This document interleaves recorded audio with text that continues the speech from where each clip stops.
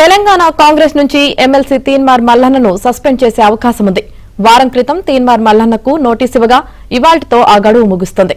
అయితే ఎవరికీ వివరణ ఇచ్చేది లేదని తీన్మార్ మల్లన్న తేల్చి చెప్పడంతో ఆయనపై వేటేసే అవకాశం ఉన్నట్లు కాంగ్రెస్ నేతలు చెబుతున్నారు.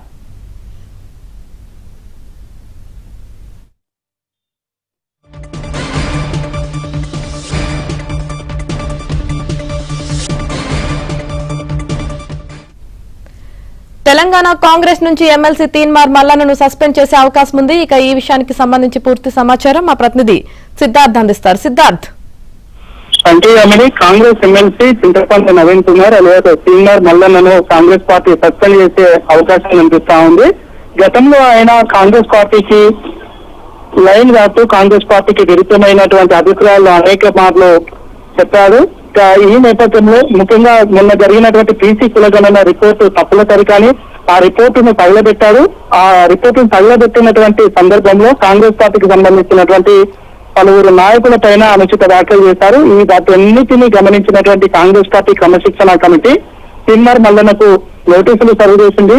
12వ తారీఖు ఈ రోజు వరకు ఆయనకు దానికి సంబంధించినటువంటి నోటీసులకు రెస్పాండ్ కావాలని ఆదేశించింది. కానీ తీన్మార్ మల్లన్న దానికి సంబంధించి నోటీసులకు ఇప్పటి వరకు ఎలాంటి తన అభిప్రాయం గానీ ఎలాంటి స్పందన గానీ తెలియజేయలేదు. ఈ నేపథ్యంలో కాంగ్రెస్ క్రమశిక్షణ కమిటీ దానికి సంబంధించినటువంటి రూల్స్ అండ్ రెగ్యులేషన్స్ ప్రకారం ఎవరైతే నోటీసులు సర్వ్ చేసిన తర్వాత కాంగ్రెస్ పార్టీ ఇచ్చినటువంటి ఆదేశాలకు రెస్పాండ్ అయ్యారో వాళ్ళను సస్పెండ్ చేసే అధికారం కాంగ్రెస్ పార్టీకి ఉంది.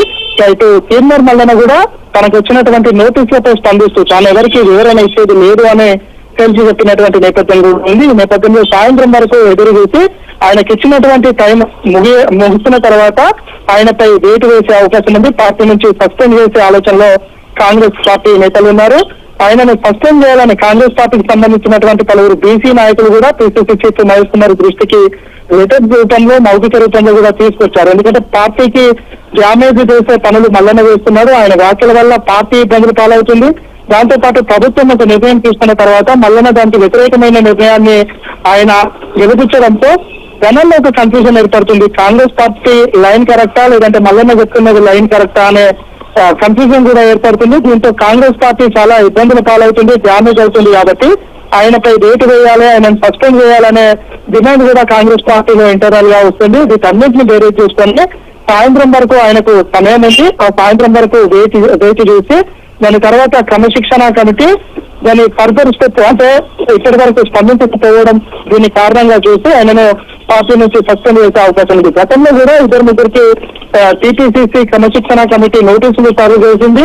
వాళ్ళు ఇచ్చినటువంటి రెస్పాన్స్ ను ఆధారంగా చేసుకుని ఆ రెస్పాన్స్ తో కాంగ్రెస్ పార్టీ సంతృప్తి పడక వాళ్ళని కూడా సస్పెండ్ చేసినటువంటి నేపథ్యం ఉంది. గత 4 రోజుల క్రితం కూడా ఇటు